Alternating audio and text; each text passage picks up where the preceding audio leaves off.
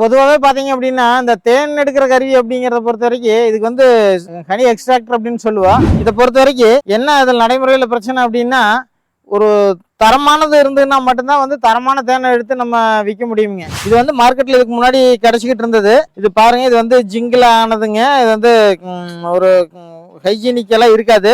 இப்போ இதே மாதிரி பொதுவாக ஹேண்ட்மேடாக பண்ணையில் இந்த மாதிரி சுற்றுறதுல எல்லாம் நிறைய சிக்கல் இருக்குங்க.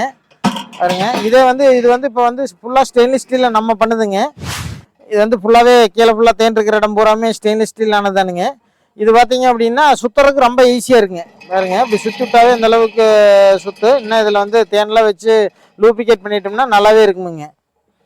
அது மட்டும் இல்லைங்க, ஃபுல்லாக ஸ்டெயின்லெஸ் ஸ்டீல் அப்படிங்கிறதுனால உங்களுக்கு வந்து தேனோட தரம் கிடாது. எக்ஸ்போர்ட் பண்ணணும் அப்படிங்கிறவங்க, எக்ஸ்போர்ட்டுக்கு விற்கணும்னு நினைக்கிறவங்க, நல்ல குவாலிட்டியான தேனை எடுத்து ஸ்டோர் பண்ணணும்னு நினைக்கிறவங்கலாம் வந்து இந்த மாதிரி எக்ஸ்ட்ராக்டர் வாங்க. என்ன கொஞ்சம் ரேட்டுக்கு ஜாஸ்தியாக இருந்ததுனாலுமே வந்து லைஃப்மே இது நான் ரொம்ப நாளைக்கு வருங்க. 4 ஃப்ரேமில் இருக்கிறதுனால பார்த்தீங்க அப்படின்னா எடுக்கிறது ஈஸியாக இருக்குது. அதே மாதிரி ஃபுல்லாகவே வந்து ஃபுட் கிரேட் தானுங்க.